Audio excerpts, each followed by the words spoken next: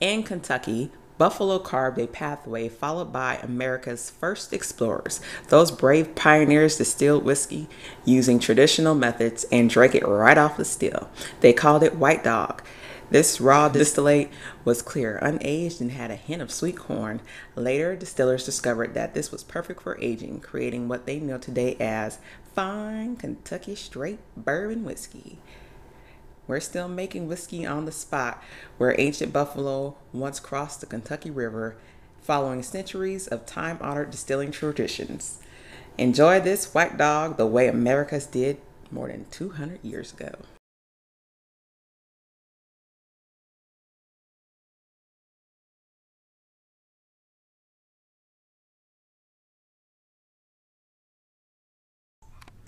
Okay, so this is White Dog, and it is by the Buffalo Trace Distillery, and it is mash number 1.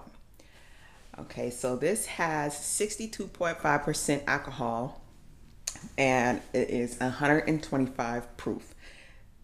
It is a whiskey, but to me, and if you have ever tried grappa, it has a very flame. It's reminiscent of grappa. Let's put it like that. I mean, even down to the way it tastes, it has a very close similarity to grappa. I'm going to start by saying, because I've already said it was 125 proof, if you are not one that can stand burn, heat, or anything of that sort, I'm just going to go ahead and advise either you cut this with something, I don't know, your favorite soda or juice or whatever, or just steer clear altogether. They have 3 varieties. I think there's mash number 1.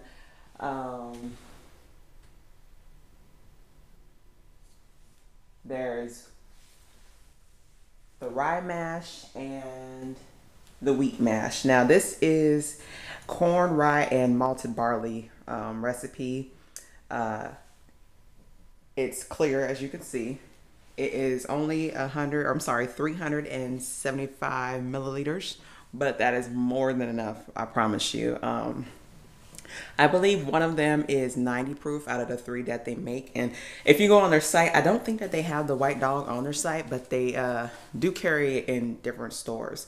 Now, this one retailed for about, I believe 18 or maybe 13. I'm not sure. I can't remember how much I got it for, but it was something of one of those 2 numbers. And I've seen it from that price all the way up to maybe 30 something, but I guess it's all contingent on where you buy it from. On their site, however, they only seem to show the darker colored whiskey that they offer, and they don't show any of the mashes that I found on their site. And this is what it looks like pretty much. And I didn't pour a whole bunch into there, but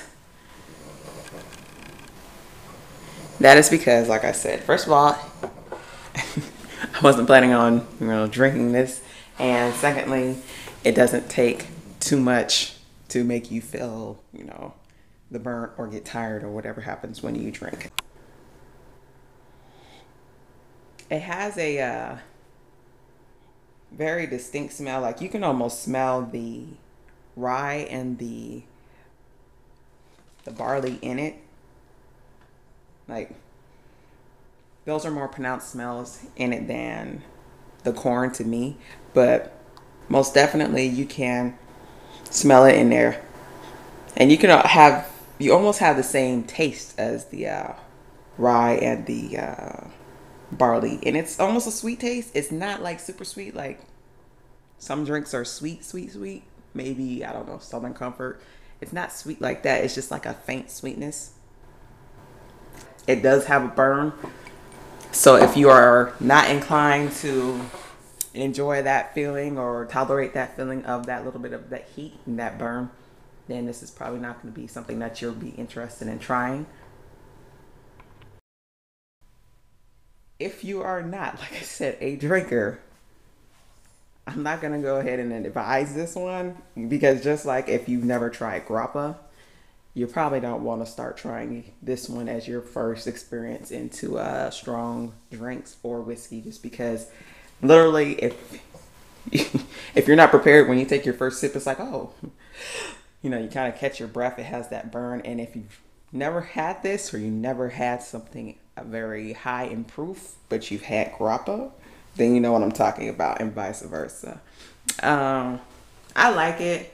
I don't really like it for mixing it with anything. It's just not, yeah, I think the distinct flavor kind of just doesn't for me go with anything. It seems to work better straight or on the rocks. So that's just a personal, you know, choice. Whatever you do, that's your business. But for me, the taste of it, just like with grappa, I don't really like mixing it. I like to drink it straight up, yeah, or on the rocks occasionally, but most of the time straight up.